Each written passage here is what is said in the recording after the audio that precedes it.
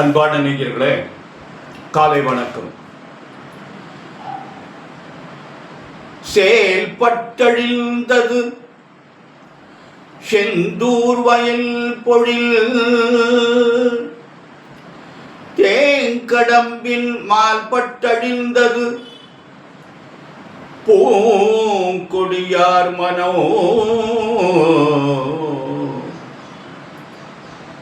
மாமயிலோன்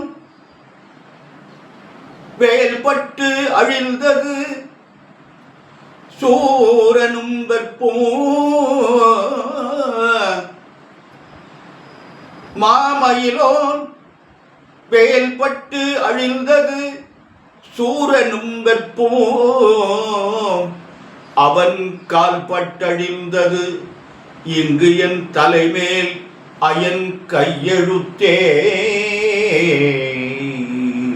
பக்தியால் யான் உன்னை பலகாலும் பக்தியால் யான் உன்னை பலகாலும் பற்றிய மாதிரு புகழ் பாடி உத்தமதான சற்குணனேய உத்தமதான சற்குணனேய ஒப்பிலா பாமணி கிரிவாசா வித்தக வேத சத்தினி பாலா வெற்றி வேலாயுத பெருமாளே பெருமாளே.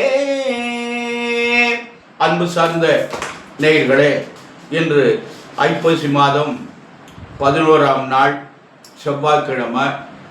இன்று நேற்று சூரசம்கார நிகழ்ச்சி நிறைவு பெற்றது. அருமையான நிகழ்வு. எல்லா முருகன் சொல்லையுமே எல்லா சிவாலயத்திலையுமே அந்த சூரசம்காரம் நடந்தது. அருமையான நிகழ்வு. இன்று முருகப்பெருமானுக்கு தெய்வானை கல்யாணம். அந்த சூரனை சம்காரம் செய்ததற்காக இந்திரன் தன்னுடைய மகளான தெய்வ யானையை திருமணம் செய்து கொடுக்கிறார், பரிசாக அளிக்கிறார். அந்த நிகழ்வு இன்று எல்லா கோயிலையும் நடக்கும். திருச்செந்தூர்ல பிரமாதமாக நடக்கும், திருப்பரங்குன்றில் சிறப்பாக நடக்கும். இன்று சப்தமி திதி, பூராட நட்சத்திரம். சப்தமி திதி ஃபுல்லாக இருக்கு. பூராட நட்சத்திரம் மதியம் 1:11 வரை இருக்கு. பின்னாடி உத்திராட நட்சத்திரம். சித்த யோகம். ராகு காலம் செவ்வாய்க்கிழமை எப்போதுமே 3 முதல் 4:30, யமகண்டம் 9 முதல் 10:30, குளிகன் 12 முதல் 1:30, சூலம் வடக்கு, பரிகாரம் பார். அன்பான நேயர்களே, இன்று கிரகங்களாக எப்படி இருக்கிறது? இன்று சூரியன் துலாத்தில் இருக்கு, புதனும் துலாத்தில் இருக்கு. இந்த செவ்வாய் என்பவன் விருச்சிகத்துக்கு சொந்த வீட்டுக்கு ஆட்சிக்கு வந்துட்டார். இதுல ஒரு சிறப்பு என்னன்னு கேட்டீங்கன்னா, இன்னைக்கு செவ்வாய் ஆட்சியில் இருக்கார். சனி சொந்த வீட்டில் ஆட்சியில் இருக்கார், சனி பகவான். குரு பகவான் உச்சம் பெற்றிருக்கார் கடகத்தில். இது ஒரு அருமையான அமைப்பு. அடுத்து புதனும் சுக்கிரனும் பரிவர்த்தனை யோகம் பெறான். புதனுடைய வீட்டில் சுக்கிரனும், சுக்கிரனுடைய வீட்டில் புதன், பரிவர்த்தனைன்னு பேர். இந்த கிரகங்களுடைய அமைப்புகள்லாம் பிரமாதமாக இருக்கிறது. அன்பான மேஷராசி என்பவர்களை, உங்களுக்கு குரு பகவான் 4ல் உச்சம் பெற்றிருக்கிறார். 4ஆம் அதிபதி 9ல் இருக்கார். அது ஒரு பெரிய அமைப்பு. 4ஆம் அதிபதி 9ல் இருக்கிறது பெரிய சிறப்பு. அதனால மேஷராசி என்பவர்களுக்கு சனி பகவான் 11ஆம் இடத்துல இருக்காங்க. ராகுவும் சனி பகவான். இதெல்லாம் மேஷராசி என்பவர்களுக்கு அமோகமான நாள், நல்லது நடக்கக்கூடிய நாள், நன்மை உண்டு. அன்பான ரிஷபராசி என்பவர்களே, உங்களுக்கு கொஞ்சம் நேரம் சரியில்லை. உங்களுக்கு குரு பகவான் 3ல் இருக்கார், உச்சம் பெற்றிருக்காரு. குரு பகவான் உங்களுக்கு உச்சம் பெறக்கூடாது. உங்களுக்கு குரு பகவான் அனுசரணையான கிரகம் இல்லை. இருப்பினும் சனி ராகும் 10ஆம் இடத்துல இருப்பது நல்லது. இது மட்டும் ஒரு நல்ல அமைப்பு. ஜாக்கிரதையாக நடந்து கொள்ளுங்கள். மிதனராசி என்பவர்களே, உங்களுக்கு அருமையான நாள். ஏன்னா குரு பகவான் 2ஆம் இடத்துல உச்சம் பெற்றிருக்காரு. அது ஒரு பெரிய சிறப்பு. மிதனராசி 4ஆம் அதிபதி உங்கள் ராசிநாதன் போய் 5ல் இருக்கார். அதுவும் ஒரு சிறப்பு. கடகராசி என்பவர்களே, உங்களுக்கு ஜென்ம குரு. உங்களுக்கு ஜென்மத்தில் குரு இருக்கார். இவர் என்ன பண்ணுவார்னா, இடமாற்றங்களை கொடுப்பார். ஏதாவது ஒரு இடமாற்றங்களை கொடுப்பார். வெளியூரில் இருந்தால் இங்கே வரலாம், இங்கே இருந்தால் வெளிநாடு போகலாம், வெளிநாட்டில் இருந்தால் இங்கே வரலாம், இங்கே இருந்தால் வெளிநாட்டுக்கு போகலாம், வீடு மாறலாம், வாடகை வீட்டில் இருந்தால் சொந்த வீட்டுக்கு போகலாம், இப்படியெல்லாம் ஒரு நிகழ்வை காட்டுவார். அப்படின்னு அமைப்பு. அதனால் இந்த கடகராசி என்பவர்கள் கொஞ்சம் பார்த்து கவனமாக நடந்து கொள்ளுங்கள். சிம்ம ராசி என்பவர்களுக்கு நிறைய பிரச்சனைகள் இருக்கு. ஏன்னா குரு பகவான் 12ஆம் இடத்துல இருக்காரு, 7ல் சனி ராகு இருக்கார். அதனால் உங்களுக்கு வந்து தேவையில்லாத செலவுகள்லாம் ஏற்படும். நல்ல செலவுகளாக பண்ணுங்க. நல்ல செலவுனா என்ன பண்ணணும்னா இடம் வாங்கலாம், வீடு கட்டலாம், திருமணம் பண்ணலாம், வேறு எதுவும் செய்யக்கூடாது. கவனமாக நடந்து கொள்ளுங்கள். சிம்மராசி அன்பர்களுக்கு இந்த மாதிரி ஒரு சூழ்நிலை. அடுத்து கன்னிராசி என்பது குருபான் 11ஆம் இடத்துல இருக்கார். கன்னிராசி என்பதுக்கு அமோகமான நாள். ஏன்னா சனி ராகு 6ல் இருக்கார். 6ல் ராகு இருப்பது பெரிய சிறப்பு. அப்படின்னா ஜோதிடத்திலே 6ஆம் இடத்துல ராகு இருந்தால் அந்த ஜாதகத்தில் எந்த குறையும் இல்லாமல் வாழ்வார் அப்படின்னு ஒரு கருத்து இருக்கு.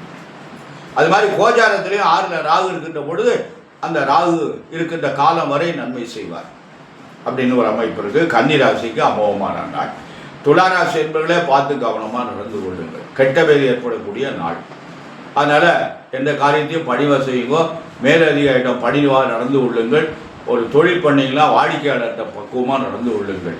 அன்பான விருச்சிகராசி என்பவர்களே, உங்களுக்கு 9ஆம் இடத்துல குரு இருக்காரு. அருமையான நாள். விருச்சிகராசி என்பவர்களுக்கு இதுவரை தடைப்பட்டிருந்த காரியங்கள் பூரா இந்த 2 மாதம் கூட பூர்த்தி ஆகிடும். அருமையான நாள். கவனமாக டென்ஷன் இல்லாமல் பார்த்து நடந்து கொள்ளுங்கள். தனுசு ராசி என்பவர்களே, உங்களுக்கு 8ஆம் இடத்துல குரு வந்திருக்கிறார். காரியம் புதுசாக இந்த 2 மாதத்துக்கு எதுவும் செய்யாதீங்க. கார்த்திகை 30 வரையும் புதுசாக முதலீடெல்லாம் பண்ணாதீங்க. பார்த்து கவனமாக நடந்து கொள்ளுங்கள். அதுக்கப்புறம் அதிசாரம் பெற்று குரு 7ஆம் இடத்துக்கு போயிடுவார். மகர ராசி என்பவர்களே, அருமையான நாள். இந்த 2 மாதத்துக்குள்ளே இந்த மகர ராசி என்பவர்களுக்கு எல்லா நல்ல காரியங்களும் பூர்த்தி ஆகிடும் அப்படிங்கிற ஒரு அமைப்பு இருக்கும். அதனால் கும்பராசி என்பவர்களே, உங்களுக்கு 7னுடைய தாக்கம் இருக்கிறது. குரு பகவான் வேறு 6ஆம் இடத்துல வந்திருக்காரு. ஆரோக்கியத்தில் ரொம்ப கவனமாக இருக்கும். ஜாக்கிரதையாக பார்த்துவோம். மீனராசி என்பவர்களே, உங்களுக்கு குருபான் 5ஆம் இடத்துல இருக்கார். இப்போ உங்கள்கிட்ட 10 பைசா கூட கையில் இல்லாட்டாலும் கூட இதுக்கு நல்ல காரியம் பூரா நடைபெறும். இது நடந்து கொண்டு இருக்கிறது. அப்படி ஒரு நிகழ்வு இருக்கிறது. அதனால் மீனராசி என்பவர்கள் நல்ல காரியங்களும் பாருங்கள். உங்களுக்கு மார்கழி 5ஆம் தேதி வரையும் இருக்குது. அதனால் அதுக்குள்ளே உங்களுக்கு நீங்கள் என்ன நினச்சிங்களோ காரியம் பூர்த்தி ஆகிடும். அப்படி ஒரு அமைப்பு இருக்குது. மீனராசி என்பவர்கள், கும்பராசி என்பவர்கள், மகர ராசி என்பவர்கள் 7னுடைய தாக்கம் இருக்கிறது. அதனால் 7 சனி பகவானுடைய தாக்கம் இருக்கிறதுனால நம்ம வந்து அதில் கொஞ்சம் கவனமாக நடந்து கொள்ளணும் அப்படிங்கிற ஒரு அமைப்பு இருக்குது. அதனால் சனிக்கிழமை ஒரு விரதமாக இருந்து சனி பகவானுக்கு எள்ளு தீபம் ஏற்றி காக்காய்க்கு எள்ளு சாதம் வைத்து சனி பகவானுக்கு வாரத்தில் மாசையில் ஒரு நாள் அர்ச்சனை பண்ணிட்டு வாங்க. கோளறு திருப்பதிகம் பாராயணம் செய்யுங்க. எவ்வளோ நீங்கள் இந்த பாராயணத்தை முறையாக செய்கிறீங்களோ அவ்வளோ நல்லது. அன்பான நேயர்களை, நாம் அந்த இறை வழிபாடு தான் நமக்கு ரொம்ப நல்லது. இன்று ஒரு அருமையான நாள். அதாவது இன்றைக்கு என்ன நாள்னு கேட்டிங்கன்னா, திருக்கல்யாண வைபவம் நடக்கக்கூடிய ஒரு நாள். அருமையான நாள்.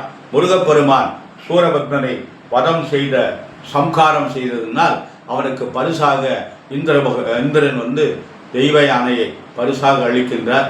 அதனால் இந்த திருப்பரங்குன்றத்தில் தெய்வ யானை திருக்கல்யாணம் மிக திருப்பரங்குன்றத்தில் அது நடந்தது. அந்த திருக்கல்யாணம் வெகு விமரிசையாக நடைபெறும். அந்த திருக்கல்யாண வைபவத்தை இதில் எல்லா முருகர் ஸ்தலத்துலேயும் எல்லா இடத்துலையும் நடக்கும். அதனால் எல்லா அன்பர்களும் அந்த ஆலயத்துக்கு சென்று அந்த திருக்கல்யாண வைபவத்தில் கலந்து கொண்டு எல்லா வல்ல எம்பெருமான் வள்ளல் பெருமான் வள்ளியில் மணாளர் முருகப்பெருமானையும் வள்ளி தேவசனாவதைய சிவசுப்பிரமணிய பகவானுடைய அருளையும் பெற வேண்டுமாய் அன்போடு கேட்டுக்கொள்கின்ற அன்பான நேயர்களை, நமக்கு வந்து பிரார்த்தனை தான் ரொம்ப முக்கியம். இந்த பிரார்த்தனை என்பது இறைவனை நமக்கு வந்து ஒரு நல்ல வழிப்படுத்தி நடத்தி கொண்டு செல்வார். எவ்வளவுக்குள்ள நாம் அன்போடு பிரார்த்தனை படுகின்றோமோ அவ்வளவுக்குள்ள இறைவன் நமக்கு ஒரு நல்ல வழியை விடுவார். இறை தொண்டு மிக முக்கியம். தொண்டு செய்வது என்பது இறை பணி என்பது ரொம்ப முக்கியம். அதனால் இறைப்பணி நாம் செய்யணும்.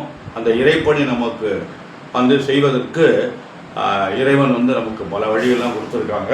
அதனால் அவங்களால் முடிஞ்ச வரை அந்த இறைப்பணியை நாம் செய்து அந்த கடவுளுடைய அனுக்கிரகத்தை பெற்று நாமெல்லாம் நலமாக வாழ வேண்டும் என்பதற்காக எல்லாம் வல்ல எம்பெருமான் சர்வேஸ்வரனையும் வள்ளல் பெருமான் வள்ளியில் மணாளன் முருகப்பெருமானையும் என் அன்னை பராசக்தி மாதா முத்துமகாமாரியையும் பிரார்த்தனை செய்து நிறைவு செய்கிறேன். நன்றி, வணக்கம்.